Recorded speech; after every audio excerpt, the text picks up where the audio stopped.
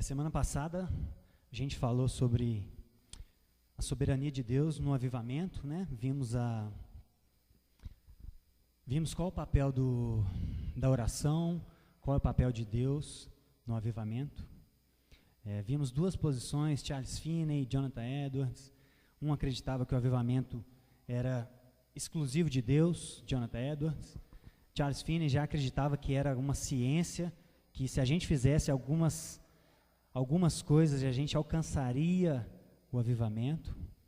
E aí entendemos que são dois extremos perigosos. A gente não pode... nós temos o nosso papel, nós temos que orar, nós temos que clamar a Deus. É isso que a Bíblia nos ensina. Mas também temos que tomar cuidado para não cair na ideia de que nós fazemos algo por conta própria. Não existe uma ciência, nós não podemos alcançar algo sem a permissão última de Deus. Ele é soberano sobre tudo, mas cabe a nós orar, cabe a nós clamar, cabe a nós interceder. Então, há uma harmonia perfeita entre a nossa ação e a soberania de Deus. E vimos que o foco nosso era evitar o determinismo, evitar o comodismo, evitar aquela fé passiva, onde tudo já está determinado e não precisamos fazer nada. E aí vimos os extremos, vimos que existe determinismo em ambas as linhas, calvinista, arminiana. Temos o determinismo de Calvino, ele acredita que tudo foi determinado por Deus, inclusive a queda, né? Inclusive algumas ações más que nós temos, né? E vimos que isso existe também na outra linha, na linha arminiana, que é mais comum no meio pentecostal, onde as pessoas acham que, pelo fato de o mundo jaz do maligno, pelo fato de a gente saber que as coisas vão piorar, a gente não precisa fazer nada. Isso são determinismos, né? E vimos que ambas as posições têm problemas e que precisamos evitar. E começamos a falar também sobre Romanos 14, isso é importante lembrar.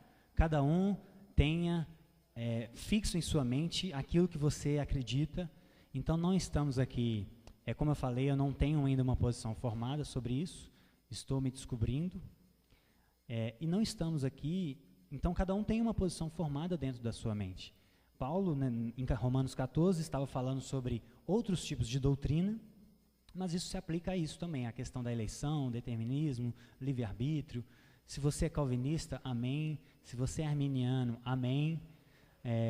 Se eu falar algo que ofenda a sua posição ou que vai contra um pouquinho o que você acredita, somos irmãos, então não estamos aqui para causar divisão, nem nada. Estamos aqui para tentar encontrar uma fé ativa, uma fé prática, tá? Não estamos aqui para apenas discutir teologia, né? Isso é bom, isso é valioso, mas o nosso fim é sempre a prática, é sempre uma fé ativa, uma fé que não caia no pacifismo, uma fé passiva, né? E aí tentamos entender o que significa ser soberano.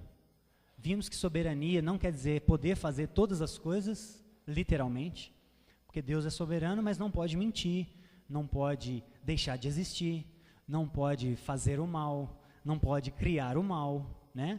Mas isso não é porque ele não é soberano. Isso porque ele se ele tem um compromisso com o seu caráter. Ele é bom, então ele não pode deixar de ser bom. Essa faz parte da essência dele. O fato dele não poder fazer algo mal não tira a soberania dele. Então vimos que soberania é poder ilimitado. Ninguém limita Deus a nada. Ele é a autoridade última no universo. Mas isso não quer dizer que ele possa fazer todas as coisas. Ô Paulo, obrigado, viu, pela água. Vimos também que existem duas realidades nas Escrituras. Uma é o tempo de Deus, que é o Kairos, e outra é o nosso tempo, que é o Cronos. O Kairos é onde Deus está agora. Não existe hora, minuto, mês. Deus tem acesso a todo o Cronos. Ele que criou o Cronos. Ele criou o espaço e o tempo. E ele está fora disso. Então, Deus não envelhece, Deus não precisa passar creme para ruga, nem nada. Ele é. Então, a Bíblia nos traz algumas realidades do Kairos, que Deus já visualiza, que Deus já está diante dela, tanto no futuro quanto no passado, né? Mas vimos que a gente não pode nos mover por isso. A gente tem que nos mover pelo aquilo que a Bíblia nos prescreve, e não pelo que ela descreve do Kairos. Existem realidades que são para nós. Deus está aqui, ó, Ele está fora de tudo, Ele vê o universo como um todo, mas nós estamos dentro do Cronos. Então o que importa para nós é isso aqui, ó, é a cidade, é o que nós estamos vivendo aqui agora, tá? E hoje vamos falar da parte 2. Hoje nós vamos entrar em dois pontos: salvação e santificação. Nós cristãos, quando somos salvos, somos salvos. E entramos num processo de santificação, que vai durar até a volta de Jesus. E quando Ele voltar, Ele vai nos glorificar. Ou seja, vai terminar o processo, né, Cláudio? Então, não vamos ter nem oportunidade, nem possibilidade de pecar mais. Mas nós ainda estamos em processo. Estamos em construção, né? E aí, meus irmãos, nós vamos entrar num dos assuntos mais controversos e mais discutidos ao longo da história, desde Agostinho, no século IV, ou seja, tem mais de 1.600 anos essa discussão dentro da teologia, que é predestinação, livre-arbítrio, eleição, liberdade, enfim. É nesse caroço que nós vamos tentar mexer hoje. E como nós estamos falando de avivamento é um mover de Deus que acrescenta pessoas rapidamente ao seu reino. Muitas pessoas são salvas. Nós estudamos alguns avivamentos. No país de Gales, 97% da cidade se converteu. E aí, nós vamos voltar o nosso olhar um pouco sobre a soberania de Deus na salvação e na santificação. O que cabe a nós? O que cabe a Deus? Existe algo que cabe a nós? Essa é a pergunta, né? Existe algo que cabe a nós na salvação? Existe algo que cabe a nós na santificação?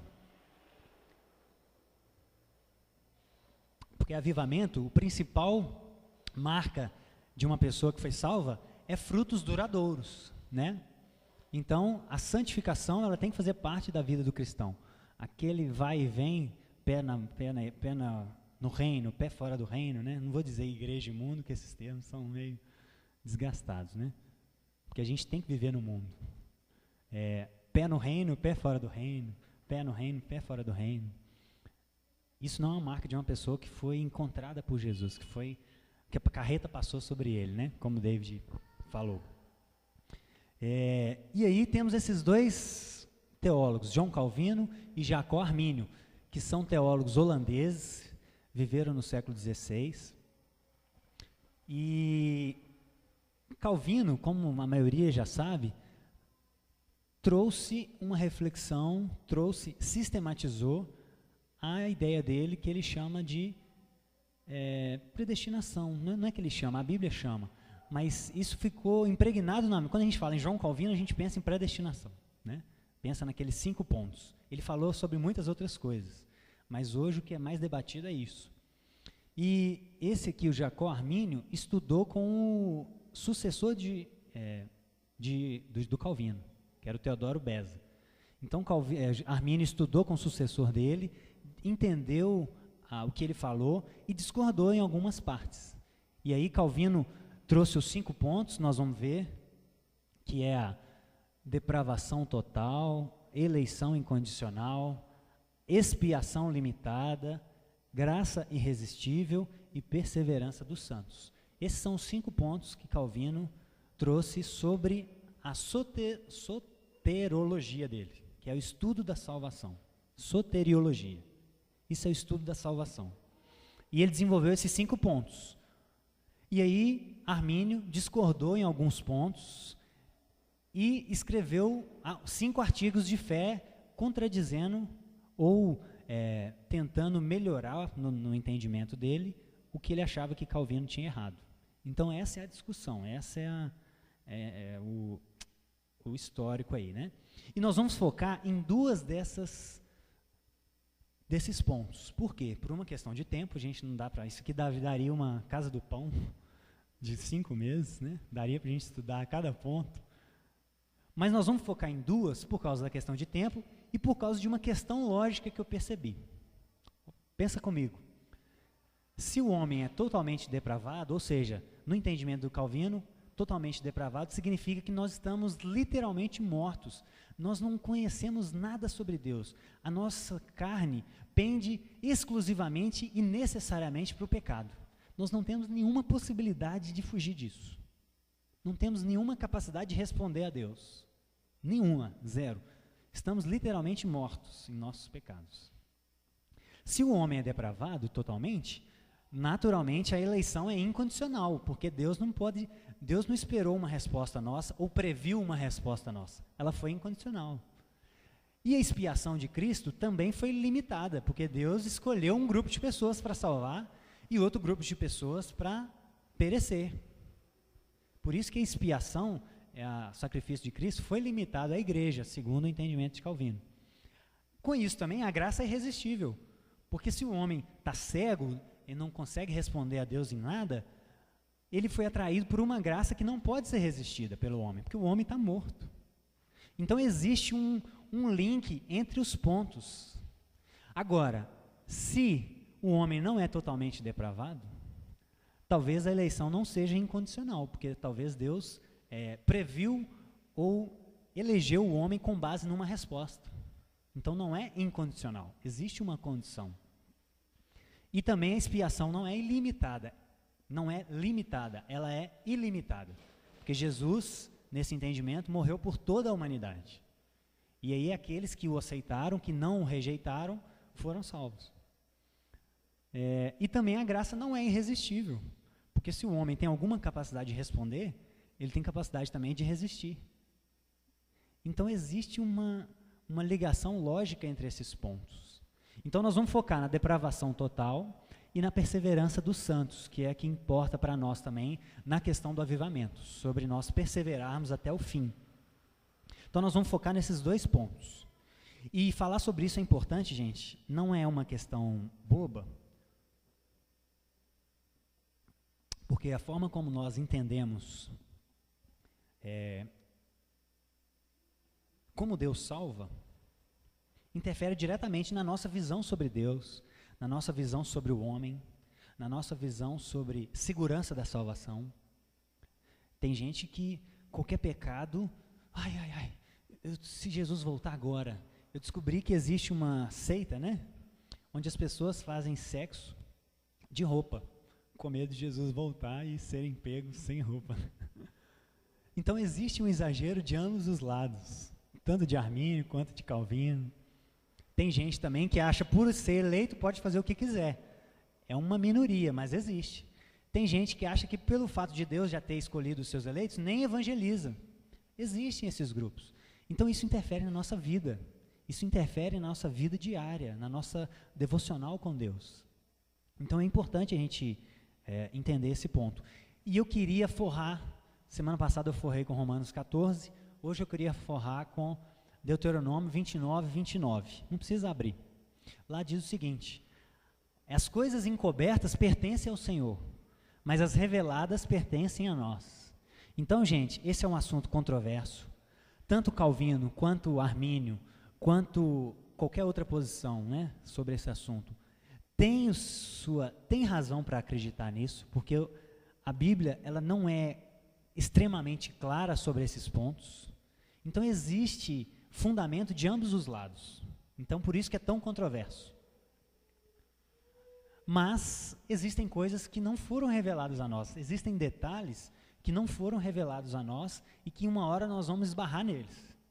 Por exemplo, os calvinistas precisam pensar: por que Deus escolheu apenas uma minoria para ser salva e uma maioria para ir para o inferno?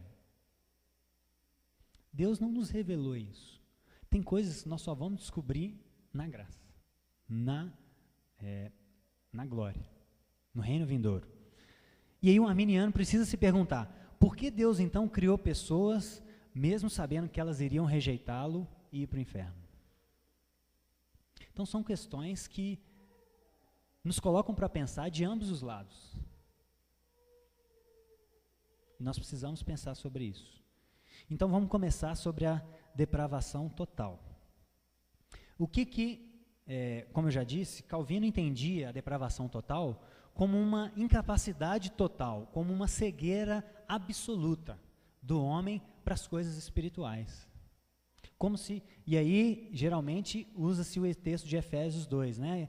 Ele vos deu vida, estando vós mortos nos vossos delitos e pecados.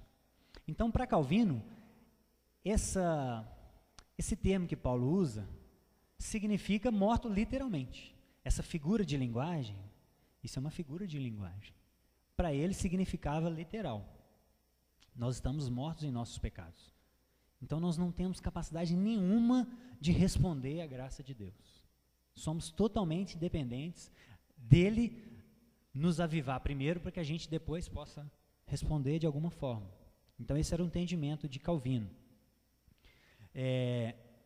Agora vamos ver alguns textos. Abra comigo em Romanos 6, 11. Romanos 6, 11. Alguns textos nós vamos mais rápidos, outros nós vamos nos demorar mais. Olha o que Paulo fala em Romanos 6, 11. Por que eu acho que a gente não está tão morto assim? Eu acho que a gente está morto, né? Eu acho que isso aqui é uma figura de linguagem que quer dizer que nós estamos mortos em nossos pecados. E o que isso quer dizer? Que nós estamos separados de Deus. A queda nos separou de Deus. Ela não aniquilou a imago Dei dentro de nós. Ela está manchada, não aniquilada. E olha o que Paulo fala em Romanos 6, 11. Assim também vos considerai-vos mortos para o pecado, mas vivos para Deus em Cristo. Então o próprio Paulo que falou em Efésios 2, que nós estamos mortos para o pecado, aqui ele fala que a gente tem que nos considerar mortos em nossos pecados. Aqui ele fala que a gente tem que se considerar mortos para o pecado. Mas, pensa comigo, nós pecamos? Nós cristãos ainda pecamos? Mesmo depois de ser salvo? Então, nós não estamos totalmente inertes ao pecado, incapacitados de pecar. Então, se Paulo aqui diz que a gente tem que nos considerar mortos para o pecado, mas a gente ainda peca, por que aqui a gente é um morto literal? Por que aqui a gente não tem nenhuma capacidade de responder à graça de Deus, de alguma forma? Então, a mesma figura de linguagem que Paulo usa em Efésios, ele usa aqui. Portanto, eu acho que isso é uma figura de linguagem, não quer dizer algo literal, que nós não temos nenhuma capacidade. Esse é o primeiro ponto. O próprio Paulo usa a mesma figura de linguagem em outro texto. Agora, volta um pouquinho em Romanos 1. Que eu acho que é o ponto mais chave, que aqui é uma questão lógica. Paulo usa a mesma terminologia em lugares diferentes, mas aqui eu acho que é muito claro para nós. Verso 18, Romanos 1, 18. Olha só o que ele fala. A ira de Deus se revela do céu contra toda a impiedade e perversão dos homens, que o quê? Que detêm a verdade. Detêm uma revelação que eles têm, suprimem essa revelação pela injustiça. Por quê, gente? Porque o que de Deus se pode conhecer é manifesto entre esses homens perversos, entre ímpios. Estamos falando de pessoas que estão mortas em seus pecados, o homem natural, o homem que ainda não foi regenerado. Então, o que de Deus se pode conhecer é manifesto entre esses homens, porque Deus lhe manifestou.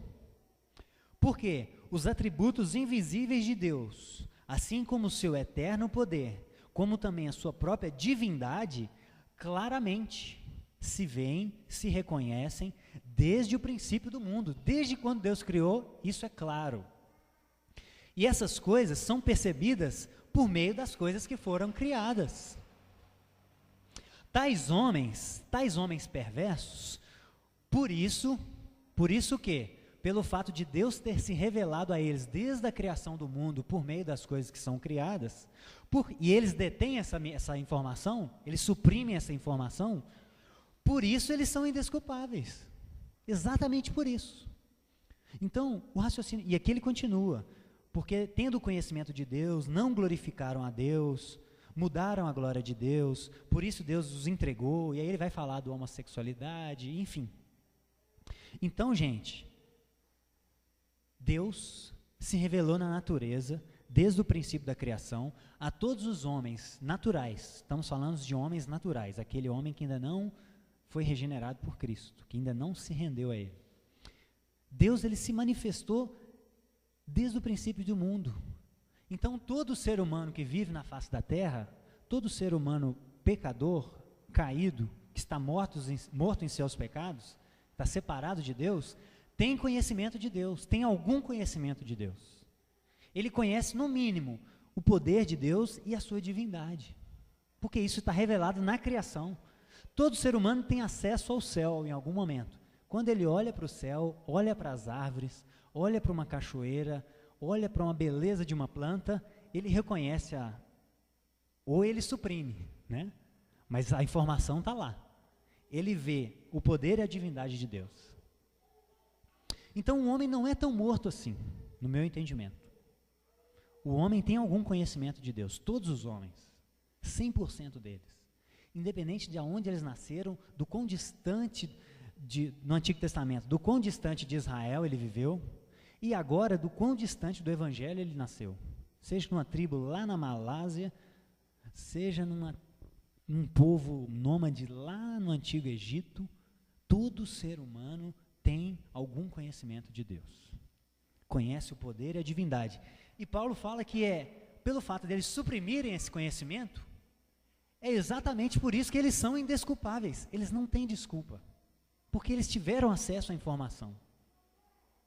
Ninguém pode chegar diante de Deus no juízo final e falar assim, mas eu nunca ouvi falar do Senhor, eu nasci lá na tribo da Polinésia. Tem até um vídeo, né, da internet do Deus da Polinésia.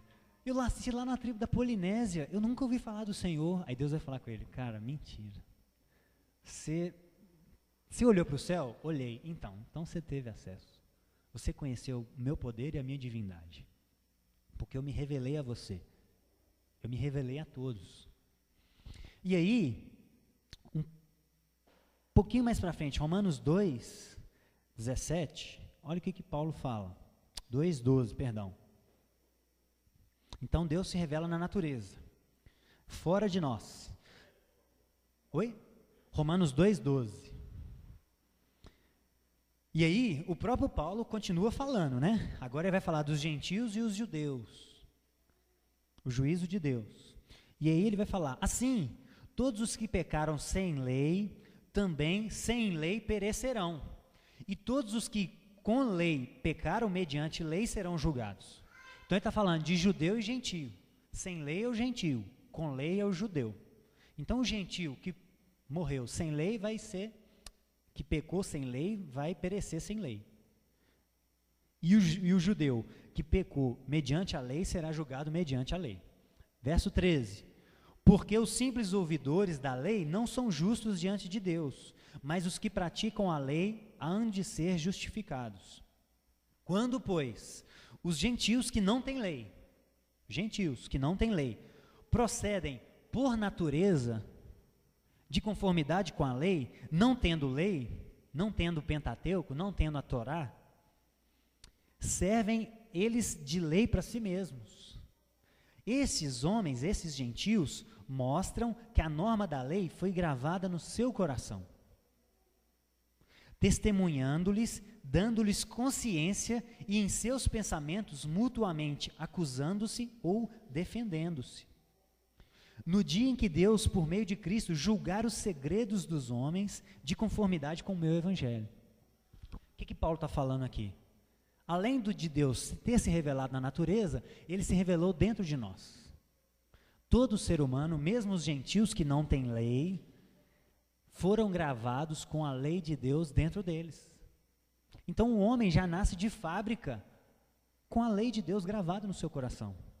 A questão é, o pecado manchou isso. O pecado nos inclina a fugir disso, a suprimir esse conhecimento. Então eu começo a pensar em alguns momentos, quando eu ainda não conhecia a Cristo, em alguns momentos eu falava assim, cara, não, isso não está certo. Eu não sabia por quê, mas eu sabia que não estava certo. Mas por quê? Mas em algum momento eu falava assim, mas deixa isso para lá, deixa eu pecar aqui, né? Porque eu não queria ouvir isso que estava dentro de mim. Eu estava naturalmente pendendo para pecar. Mas isso não quer dizer que eu não conhecia a lei de Deus em algum nível. Em algum nível. Então Paulo, em Romanos 1, diz que Deus se revela na natureza. Todo homem tem conhecimento do poder e divindade dele. E agora ele está dizendo que todo homem tem conhecimento de algumas leis de Deus, porque foram gravadas dentro de si. Então Deus foi tão misericordioso que ele se revelou fora e dentro de nós. Então mesmo se uma pessoa nasceu numa caverna e nunca teve acesso às maravilhas da criação, ele tem conhecimento de Deus também, porque ele tem conhecimento dentro dele. Ele tem a lei de Deus gravada dentro dele. E Eclesiastes 3:11 nos diz que Deus fez tudo no seu devido tempo e colocou o desejo pelo eterno dentro de nós. Então, gente, além do conhecimento na criação, além da lei moral dentro de nós, nós temos um anseio pela eternidade dentro de nós, de fábrica, isso já vem de fábrica. A Tabita já tem um anseio pela eternidade dentro dela. À medida que ela fosse descobrindo na vida, acordando para a vida, ela vai tentar manifestar isso de alguma forma. E a nossa tentativa como pai é fazer com que ela enxergue quem é a fonte desse desejo, que é o próprio eterno. Então nós ansiamos por eternidade, naturalmente. Nascemos de fábrica, ansiando por eternidade. Por isso que em todos os povos até hoje, desde que existe um homem na terra, existe religião. 100% dos povos que existiram e que existem na face da terra têm religião, porque o homem tem desejo de adorar alguma coisa. É algo inato, é de fábrica, já nasce com ele. Isso é providência de Deus, isso é misericórdia de Deus. Por quê? Porque ele não quer deixar nenhuma pessoa sem o testemunho dele, nenhuma, zero. Todas as pessoas então que nasceram na face da terra conhecem a glória de Deus e o poder dele pela criação, conhecem a lei dele que foi gravada dentro de si e têm um desejo por eternidade. E aí, se ele vai deter essa informação e suprir esse desejo por eternidade de alguma outra forma, aí é que vem a questão. Como o homem vai canalizar isso? O último texto que eu queria trabalhar com os irmãos é Atos 17. Esse texto é sensacional. É sensacional, gente. Atos 17, depois você lê em casa todo o capítulo. É sensacional nesse assunto, primeiro, que ele está no meio de gentios. Paulo está em Atenas. E é sensacional porque ele está no meio dos filósofos. Ele está no meio dos epicureus, dos estoicos, que são linhas da filosofia que eu estou estudando na faculdade. Então é muito legal. Atos 17, 24. Deus aqui está discursando no Areópago. Está no meio dos gentios, discursando sobre o reino de Deus, no meio dos gentios. E aí ele fala o seguinte: Paulo chega lá e vê um altar ao Deus desconhecido. Paulo, andando no meio dos gentios, vê um monte de divindade. Divindade do sol, da lua, de vários tipos. E aí ele vê uma divindade que é ao Deus desconhecido. Tinha um altar para um Deus que eles não conheciam, mas que eles estavam à procura. Eles não conheciam, mas eles estavam à procura. E aí Paulo começa a falar, olha só. Gente, o Deus que fez o mundo e tudo que nele existe, sendo ele Senhor do céu e da terra, não habita em santuários feitos por mãos humanas. Então ele começou a denunciar aquela idolatria. Vocês estão vendo esse Deus aqui? Esse Deus precisa de um espanador para tirar a poeira dele. Se você não transportar ele para outro lugar, ele não anda. Então, o Deus que eu estou pregando para vocês, ele não habita em templos feitos por mãos humanas. Ele não precisa que você faça uma casa para ele habitar. Ele é o criador de tudo. É isso que Paulo está falando. Ele não é servido por mãos humanas, verso 25, como se de alguma coisa precisasse, pois Ele mesmo é quem dá a todos a vida, a respiração e tudo mais. De um só, de Adão, fez toda a raça humana para habitar sobre a face da terra, havendo fixados os tempos previamente estabelecidos e os limites da sua habitação. Para quê, gente? Para que Deus fez tudo isso? Para que Deus criou todos, fez de um a raça humana para habitar na terra? Para que Deus deu a vida, a respiração? Para que tudo isso? Verso 27. Para buscarem a Deus. Se porventura, tateando, o possam achar, bem que não está longe de cada um de vós. Olha que interessante. Paulo começa a falar algumas coisas que Deus fez, e fala o seguinte: gente, Deus fez tudo isso para que vocês o buscassem tateando. Não é uma revelação plena ainda. Não é o evangelho de Jesus que está revelado na criação, nem dentro de nós, e nem no anseio pela eternidade. É um vislumbre, é uma dica, é uma seta, são algumas setas. Por quê? Porque o homem natural, ele busca a Deus tateando. É como um cego que está no escuro, que não enxerga direito, mas ele conhece a glória de Deus, o poder dele, ele tem a lei moral dentro dele, ele tem um anseio pela eternidade dentro dele, e ele começa a tatear. Aí alguns começam a tatear, começam a suprir essas vontades de outras formas, vão para a idolatria, sexo, poder, dinheiro, ídolos, outros deuses. Alguns começam a tatear e seguir essas setas, essas orientações, e vão para um caminho mais próximo de Jesus. Então o homem, ele busca a Deus tateando. Mas o homem busca a Deus não porque ele é bom, mas porque Deus, em sua misericórdia, já colocou dentro deles os elementos para ele buscar a Deus. Então Deus criou a gente de fábrica com elementos para que a gente buscasse Ele. Então eu entendo o medo de alguns teólogos reformados, e de fato alguns dão glória para o homem. Mas o verdadeiro cristão que busca a Deus nesse sentido, ele nunca vai dar glória para si, porque foi Deus que colocou dentro dele o desejo pela eternidade. Então a nossa busca é sempre uma resposta à misericórdia de Deus, é sempre por misericórdia e por graça, não é por mérito. Nós não temos mérito nenhum de tatear. Ele colocou as dicas, vai por aqui, entende? Então, irmãos, é assim que Deus faz. Deus criou a gente com conhecimento. Todo ser humano, todo homem natural tem algum conhecimento de Deus. E ele tateia, ele busca de alguma forma.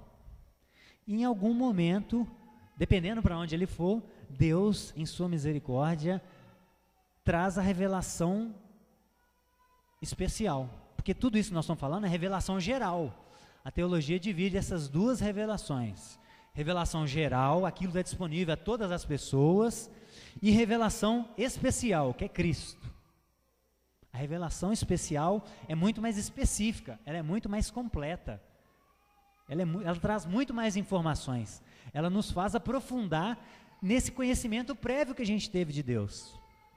Então Deus se revela poder e divindade na natureza, mas depois que a gente encontra a revelação especial, a gente começa a entender melhor o amor dele, a misericórdia, a graça, alguns atributos de Deus que não estão revelados na natureza. Mas ele revelou para que a gente buscasse ele tateando, para de alguma forma o possam encontrar, bem que não está longe de cada um de nós. Deus está perto de todos nós e de todas as pessoas ao longo da face da terra. Todas, literalmente, têm algum conhecimento de Deus. E Deus está perto delas. E Deus está se revelando a todo momento a elas. Seja numa planta, seja numa lei moral gravada, seja no desejo pela eternidade. E, gente, semana passada eu trouxe esses 2 livros, né?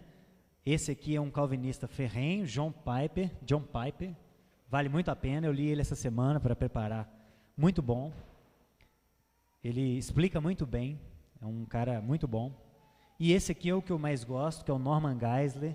é um teólogo e filósofo, eleitos, mas livres. Ele traz uma conciliação perfeita entre a eleição de Deus e a liberdade humana, que uma não fere a outra, não existe contradição.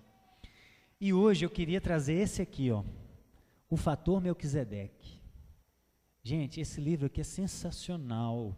Quando eu li esse livro, eu fiquei estarrecido de como Deus é soberano e de como Ele, nesse contexto de preparação do mundo para o Evangelho, já leu? É muito bom. Como Deus foi misericordioso com todos os povos ao longo da face da terra, ao longo dos anos. E aí, o que Paulo está falando aqui? Que Deus se revelou para que a gente buscasse Ele, tateando.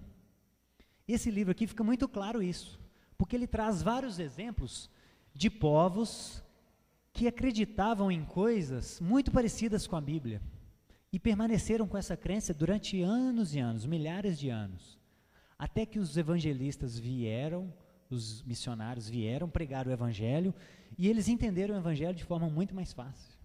Por exemplo, lá na Etiópia tinha um cara que chamava Awasa e ele vivia no povo Gedel, esse era o povo dele. E esse povo acreditava no deus Magano, que era o criador onipotente de tudo. E esse cara, esse Awasa, ele queria uma resposta mais pessoal. Ele não estava satisfeito com esse Magano. Ele não estava satisfeito. Ele queria algo mais. Ele começou a tatear. Ele estava querendo mais. O anseio pelo eterno estava gritando dentro dele. E ele fazia uma oração simples pedindo para Magano se revelar ao povo Gedel. E aí esse cara começou a ter visões de 2 homens brancos e uma voz vinha a ele e dizia: esses homens trarão a você uma mensagem de Magano, o Deus que você procura, espere por eles. Esse cara, Awasa, começou a ouvir isso nos sonhos. E aí, 8 anos depois, chegam 2 missionários canadenses lá e pregam o Evangelho para eles.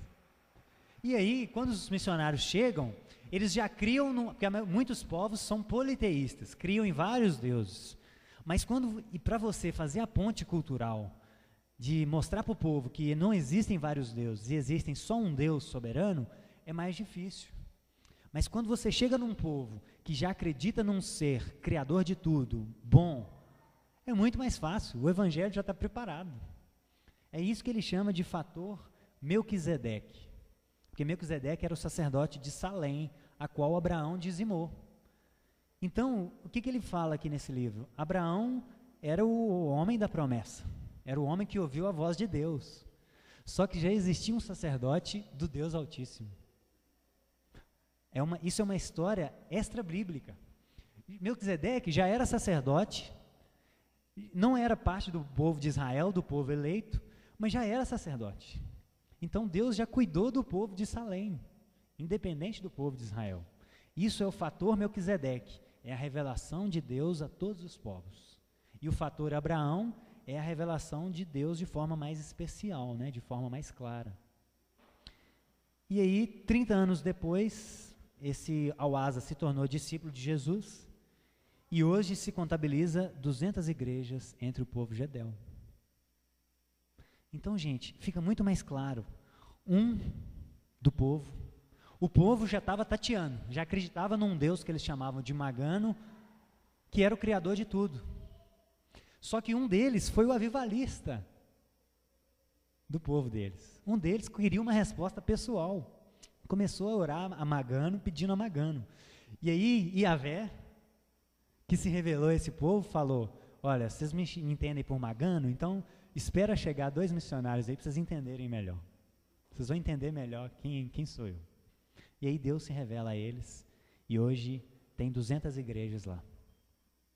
Então, gente, como Paulo fala em Romanos 2,4, é a bondade de Deus que nos conduz ao arrependimento. Deus, ele se revela de forma tão maravilhosa a todos nós, a todos os povos, e isso nos leva ao arrependimento. Essa é a bondade de Deus que nós cantamos aqui tanto hoje. Deus é bom, o tempo todo Ele é bom, sempre Ele vai ser bom, porque Ele é o amor. Ele não pode deixar de ser o amor. Então, meus irmãos, eu não vejo o ser humano natural como alguém totalmente inerte a Deus. Eu não consigo ver isso nas Escrituras. Eu vejo o ser humano como alguém que está inclinado ao pecado, que está morto em seus pecados, ou seja, está separado de Deus, mas que tem muito conhecimento de Deus, inclusive. Conhece muita coisa. Não tudo, mas conhece muita coisa. E é isso que Deus vai usar para nos tornar indesculpáveis, de acordo com a nossa resposta a essa revelação. Esse é o mínimo que Deus usa para julgar alguém para salvação ou não. Dependendo da resposta que ele der, que a pessoa der a ele, aí sim ele vem com uma revelação especial, como foi com o povo Gedel e como foi com milhares de povos ao longo da história. E esse livro traz vários exemplos. E aí, o último ponto que eu queria fechar essa questão da depravação, isso são evidências bíblicas. Agora eu vejo uma outra evidência filosófica, que está na Bíblia também, de que o homem não é totalmente inerte a Deus. Por quê? Deus, gente, o tempo inteiro, ele cobra arrependimento de nós. O John Piper, por exemplo, nesse livro, ele acredita que é Deus em que dá o arrependimento para o homem. No entendimento dele, soberania de Deus significa isso. Deus é tão soberano que até o arrependimento vem dele. Só que eu não acho que esse conceito de soberania seja o completo. Soberano não é poder fazer todas as coisas, né? É até poder, mas não necessariamente. Porque ele tem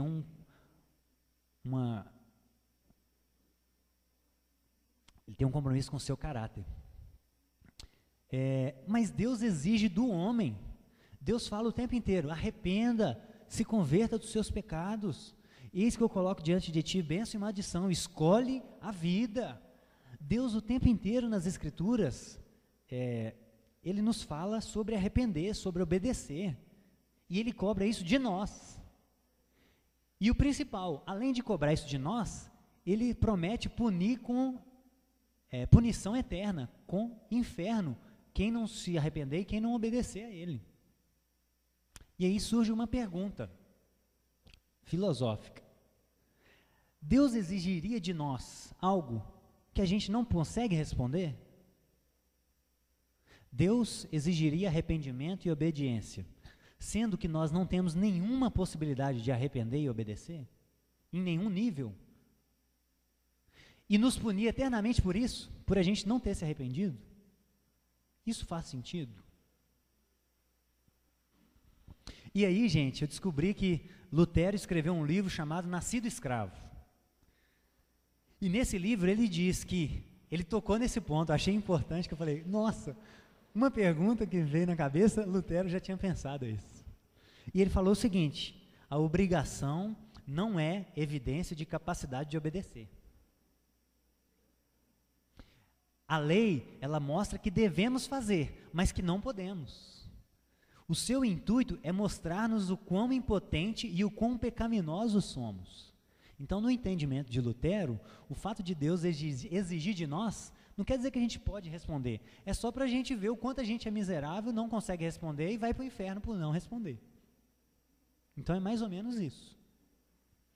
Agora, isso não seria o mesmo que punir um cego por não conseguir enxergar? Porque o cego está incapacitado, ele não consegue enxergar.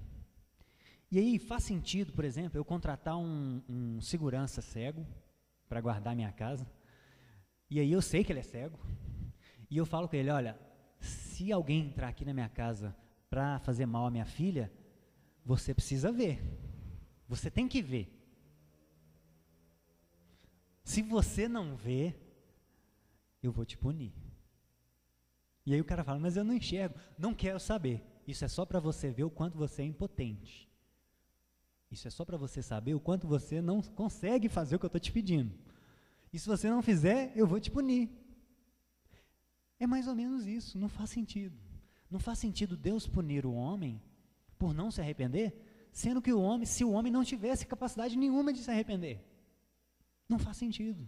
E aí entra um ladrão lá em casa, rouba a Tabita, E eu falo com ele, você não viu não? Não, eu sou cego, mas não quero saber, você vai ser punido, vou te matar. Cadeira de roda, cadeira elétrica. Não faz sentido, gente. Não faz sentido nenhum. Não entra na minha cabeça esse entendimento, essa visão. Não entra na minha cabeça. Não faz sentido. Seria como punir um cego aqui, ó. Punir um cego por não conseguir enxergar. Então, se Deus exige de nós arrependimento e obediência, logicamente, e Ele é o criador da lógica, Ele é o criador da razão, Ele é o Logos, né? Jesus é o Logos, Ele é a ordem racional do cosmos, não faria sentido, isso não encaixa no Deus que se revela nas Escrituras, no meu entendimento, né? Alguém pode discordar, mas não faz sentido para mim. Deus punir o homem por ele não se arrepender e por ele não obedecê-lo, se a gente não tivesse nenhuma capacidade, nem mesmo de pedir ajuda. Essa que é a questão. Eu não acho também que o homem tem capacidade de salvar a si mesmo. O Piper usa essa linguagem o tempo inteiro no livro. E é compreensível, porque alguns arminianos vão para o outro extremo e acham que é o homem quem se salva, mas não é. O fato de a gente ter alguma capacidade de responder a Deus, não quer dizer que a gente se salva, ou que a gente trabalha para a nossa salvação, não é nada disso, não é obra. A gente é salvo pela graça, mediante a fé. A questão é, a gente tem capacidade, no mínimo, de pedir ajuda. Nós somos inclinados ao pecado. Quando a gente não conhecia Cristo e olhava para Cristo, a gente via que a gente não tinha condição de cumprir aquilo que Ele estava falando. Eu, quando me converti, quando eu olhava os textos da Bíblia, falava algumas coisas que eu praticava, eu falava assim, cara, nossa, como é que eu vou conseguir isso? Me ajuda, Jesus. Isso eu posso. Me ajuda. Então, a gente consegue se arrepender, entre aspas, é um arrepender de clamar a misericórdia dEle para que Ele nos ajude. Não é uma autossalvação, não é trabalhar pela sua salvação, não é isso. É você, no mínimo, pedir ajuda. Então, eu vejo a nossa condição humana mais ou menos assim, não como um homem morto num caixão, mas alguém que está perecendo em seus pecados, que está morto em seus pecados, mas está consciente, tem consciência de Deus e tem capacidade de pedir ajuda. Tem alguma capacidade de pedir ajuda. Essa acho que é a melhor ilustração, uma pessoa afundando na areia movediça. Já nos finalmente pedindo, Jesus, me ajuda, eu não consigo me salvar, eu não consigo me redimir, é só o Senhor que pode. O Senhor se revelou a mim, eu tenho conhecimento do Senhor, eu suprimi por um tempo isso, mas eu não aguento mais, eu me rendo. Assim que eu vejo a nossa depravação total. E total no sentido de que todo o nosso ser foi corrompido. De fato, a nossa depravação é total nesse sentido. Os seus sentimentos, o seu corpo, o seu espírito, tudo foi afetado pela queda. Então nós somos totalmente depravados nesse sentido. Mas isso não significa uma ausência total de capacidade de responder à graça de Deus. Então, meus irmãos, eu concluo nessa primeira parte que Deus de fato elegeu um povo, mas em perfeita harmonia com a nossa capacidade e liberdade para responder à graça dele. A eleição de Deus, porque a Bíblia também fala da nossa eleição, fala da nossa vocação, fala da nossa predestinação, mas isso são coisas do Kairos, é o que nós vimos semana passada. Isso são realidades do Kairos.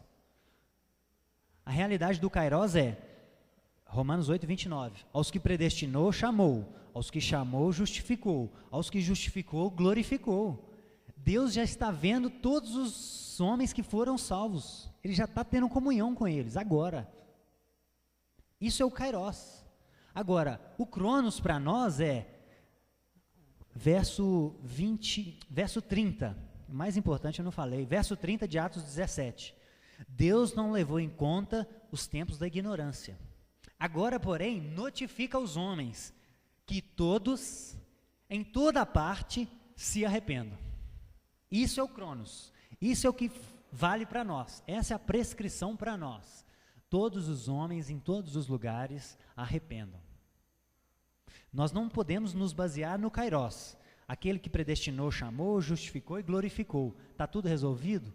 Está tudo resolvido na visão de Deus. Na nossa, meu amigo, arrependa. Arrependa. Se você ainda não entregou sua vida a Cristo, se você ainda não confessou com a sua boca os seus pecados e reconheceu que Ele é o Senhor da sua vida, arrependa. Isso é o que cabe a nós. Esse é o Cronos. O Kairos é outra coisa. Então, isso é o que eu entendo por salvação.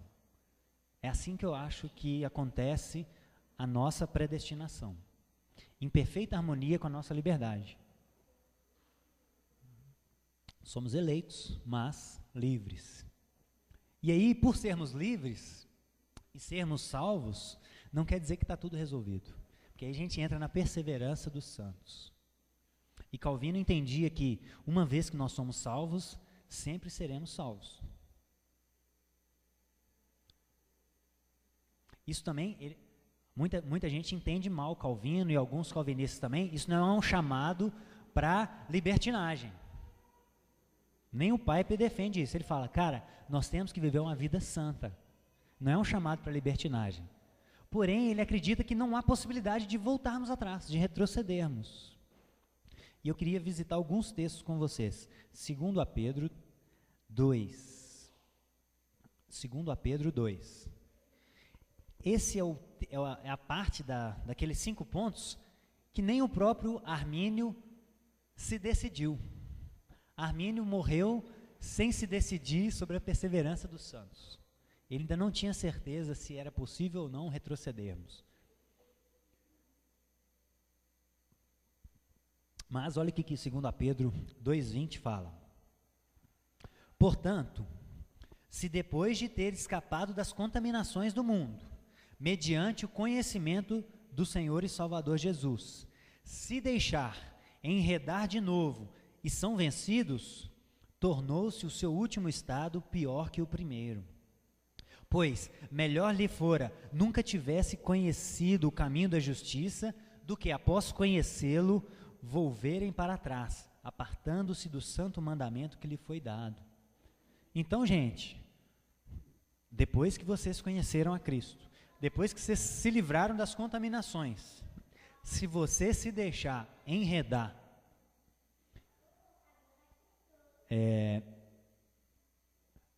de novo, porque a gente já estava enredado, se a gente se deixar enredar de novo, o nosso estado se tornará pior que o primeiro. Tiago 5,19. Volta um pouquinho. Antes de Hebreus. 1º e 2 Timóteo. Não, Tiago é depois de Hebreus. Tiago depois de Hebreus. Tiago 5,19.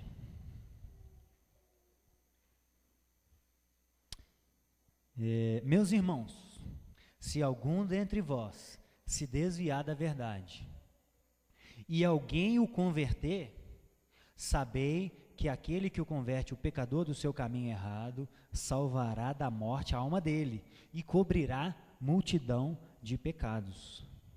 Então, irmãos, se alguém se desviar da verdade, se alguém conhecer a Cristo e se deixar enredar, como o autor como Pedro fala, e se desviar da verdade, e alguém o converter, aqui ele está falando daquele que reevangeliza, né? Daquele que prega novamente ou que consola aquele que está caindo na fé. Vai livrar ele de uma multidão de pecados. Último texto, Romanos 11. Romanos 11, 20.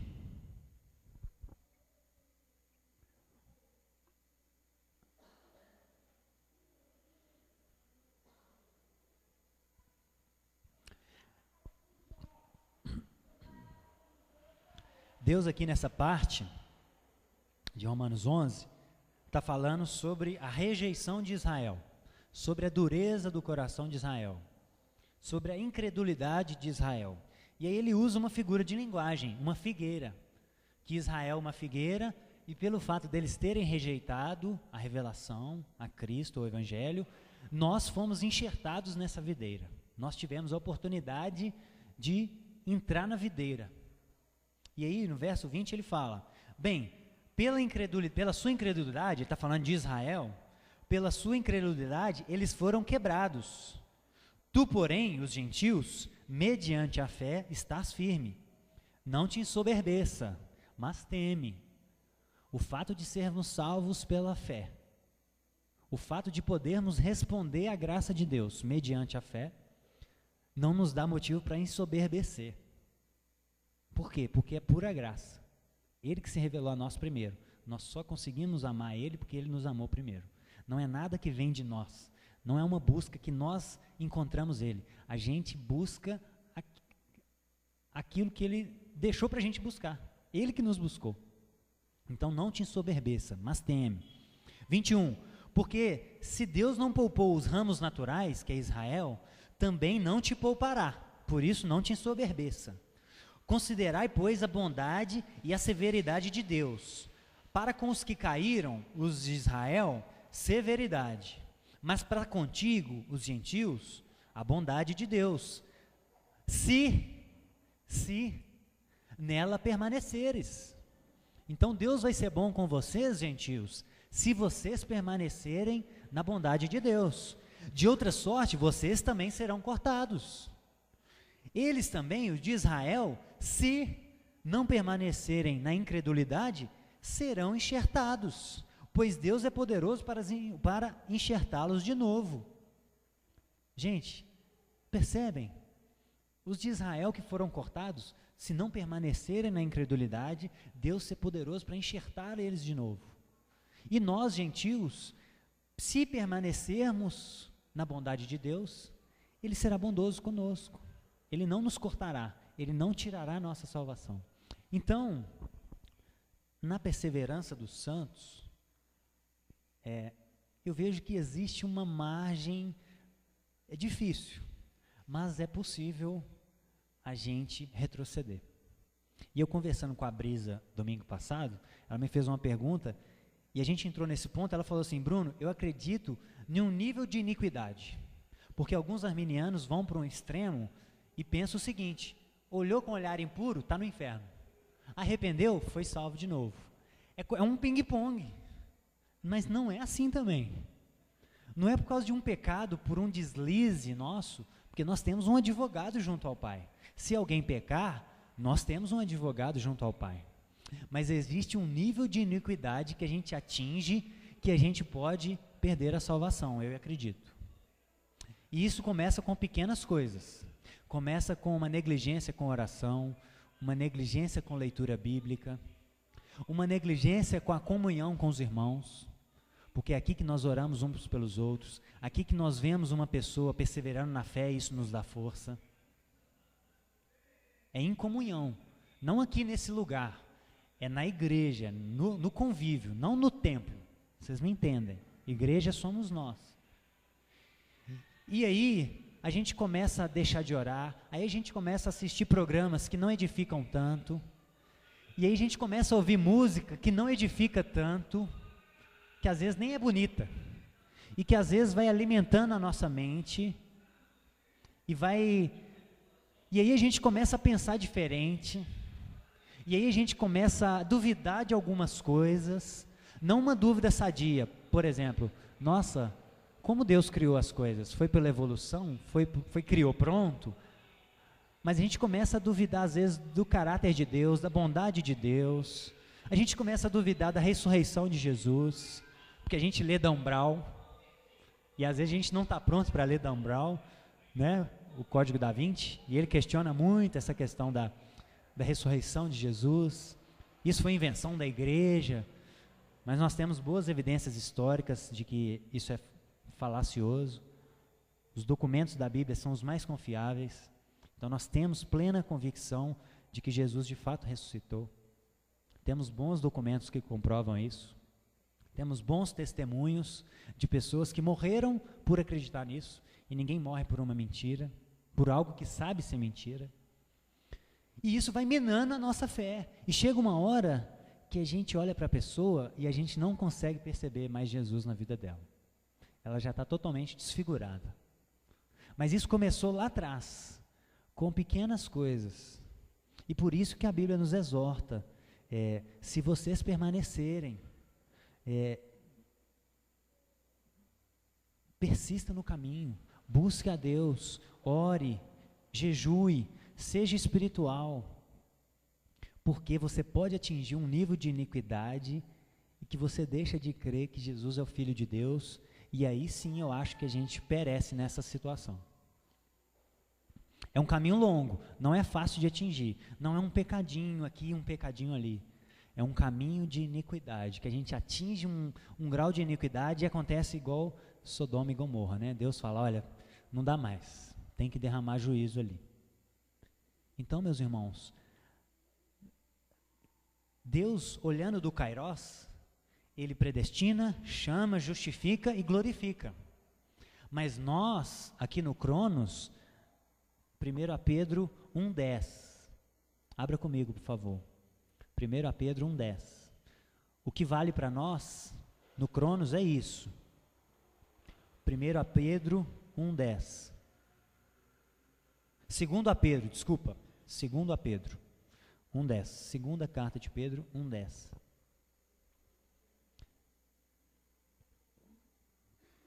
Não tem nada resolvido. Do nosso ponto de vista, de dentro do Cronos, não tem nada resolvido. 2 Pedro 1,10. Por isso, irmãos, procurai com diligência cada vez maior. É algo que tem que ir aumentando. Procurai com diligência cada vez maior confirmar a vossa vocação e eleição. Porquanto, precedendo assim, não tropeçais em tempo algum. Então, do nosso ponto de vista, não há nada fechado. A gente tem que procurar, com diligência, confirmar a nossa vocação e eleição. Porque assim nós não vamos tropeçar. Então, irmãos, não há nada resolvido. Não acho que a gente pode negligenciar as disciplinas espirituais, porque Deus nos salvou e porque a nossa salvação está garantida. Do nosso ponto de vista, não há nada garantido. Do nosso ponto de vista, não há nada garantido. Nós precisamos procurar, com diligência, confirmar a nossa vocação. Precisamos diariamente orar mais, ser mais espirituais, ter mais comunhão. Enfim, e isso é uma crescente. É uma crescente, com diligência cada vez maior. Então temos que zelar, entre aspas, né? Tem que tomar cuidado para falar isso. Temos que zelar pela nossa salvação. Porque quem nos salva é Cristo. Nós estamos seguros nele. Se permanecermos nele, ele sim nos segura. Então persevere. Seja uma pessoa avivada. Seja uma pessoa espiritual. Seja uma pessoa que não tem uma fé determinista, passiva. Porque nós vivemos no Cronos. Nós temos que viver de acordo com as prescrições dadas a nós. E essa é a conclusão que eu chego. Deus, o amor de Deus, ele é total por todas as pessoas, literalmente, no cosmos. Ele não elegeu alguns aqui para ser salvos e destinou outros para ir para o inferno. Ele fez isso, só que em perfeito acordo com a nossa liberdade. Por quê? Porque Deus, ele deseja que todos os homens sejam salvos e cheguem ao pleno conhecimento da verdade. 1 Timóteo 2,4. E Pedro fala que ele nos predestinou de acordo com a sua presciência. Então ele conhece tudo que nós vamos fazer, ainda que a palavra não chegue à nossa boca, ele já sabe. Existe um casamento perfeito entre a eleição de Deus e a nossa liberdade. Mas o que cabe para nós hoje é a nossa liberdade. Então, lembre que Deus é bom.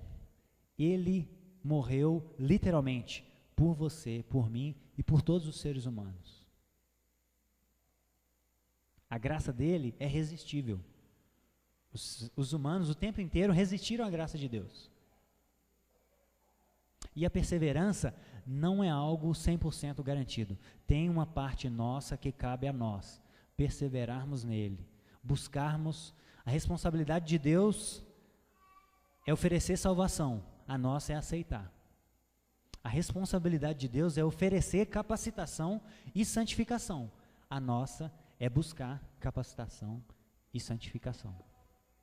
Então existe algo que cabe a nós. Nós somos responsáveis, porque para Deus não há acepção de pessoas. Ele julga segundo as obras. E acepção é favoritismo. A palavra no original é favoritismo. Ele vai julgar cada um de nós segundo as nossas obras. Eu queria fechar com Hebreus 10, para orarmos e finalizarmos. Hebreus 10, 24.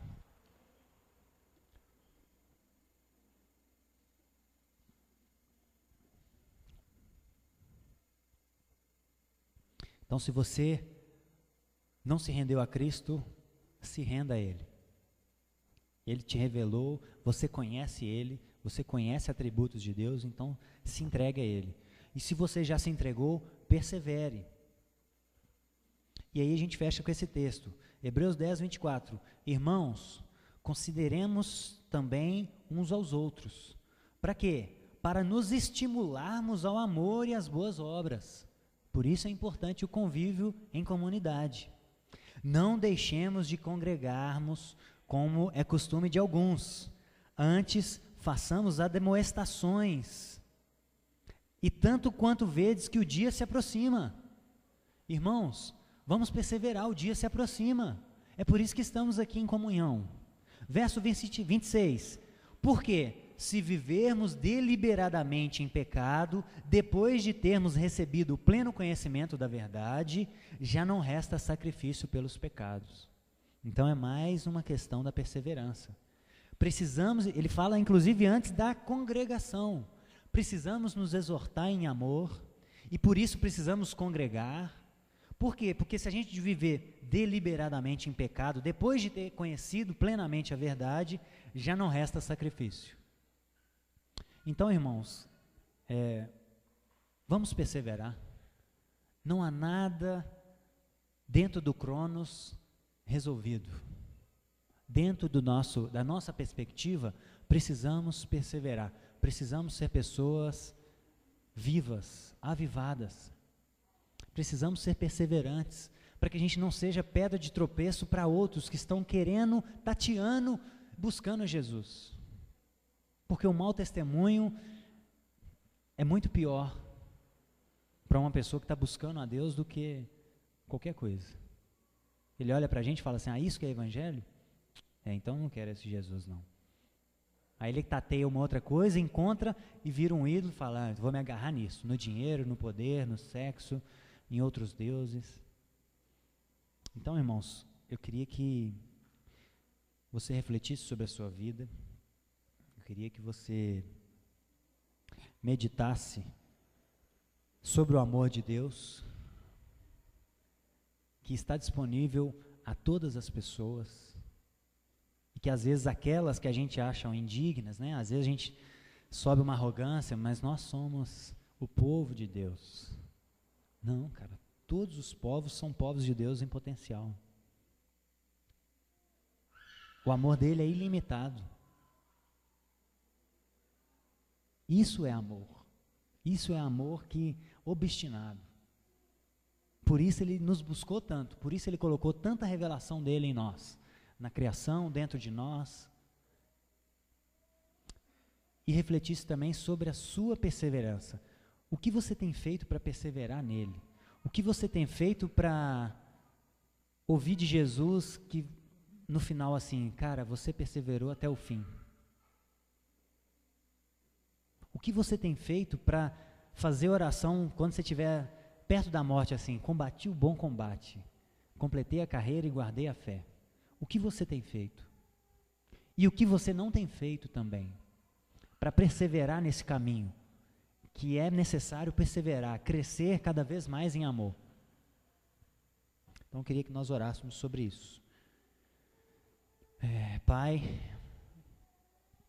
nos ajuda, Jesus.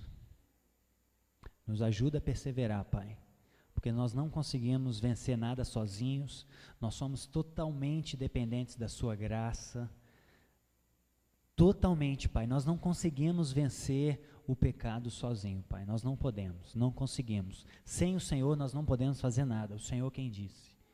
Então nos ajuda hoje, Jesus, como igreja, como pessoas, a perseverar até o fim, Pai, a não tropeçar no meio do caminho, a não ir se desviando e atingir um nível de iniquidade, de ausência da Tua graça, de pecado, que o Senhor vai nos vomitar, Pai. Não nos deixe, Jesus, chegar nesse nível. Nós precisamos perseverar, nós queremos perseverar até o fim, Pai. Então nos ajuda a amar o mundo como o Senhor amou também, Pai. Entregou o Seu Filho para todo aquele que nele crê, não pereça, mas tenha vida eterna. Nos ajuda a enxergar as pessoas como o Senhor enxerga, um amor obstinado, um amor que ama todos sem distinção, que não faz acepção de pessoas, mas julga segundo as obras. Então nos dá o Teu amor, Pai, porque o Senhor é amor. Nos dá o Teu amor obstinado, para que possamos ter um amor sedento pelo evangelismo, por alcançar pessoas não alcançadas, alcançar povos não alcançados.